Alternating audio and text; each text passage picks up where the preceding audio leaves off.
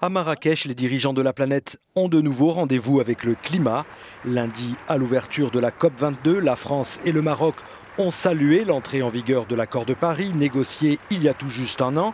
Sauf que tout reste à faire, a prévenu la secrétaire de la Convention des Nations Unies sur les changements climatiques. L'entrée en vigueur rapide de l'accord de Paris est un moment important que l'on doit célébrer. Mais c'est aussi un rappel opportun quant aux très hautes attentes qui planent au-dessus de nous. Atteindre les objectifs et les ambitions de l'accord de Paris n'est pas gagné d'avance. Nous nous sommes embarqués dans un effort pour changer la donne après 2 siècles de développement intensif du carbone.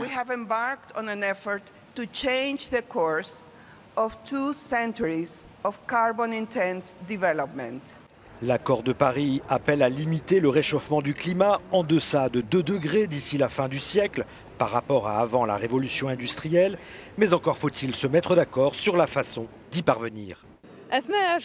Avant les travaux de la COP22, qui va durer jusqu'au 18 novembre, un objectif clair a été fixé pour limiter le réchauffement climatique.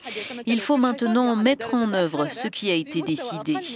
Il faut assurer une transition énergétique rapide vers le solaire et l'éolien, préserver les ressources en eau, adapter l'agriculture, notamment sur le continent africain, qui accueille cette conférence internationale.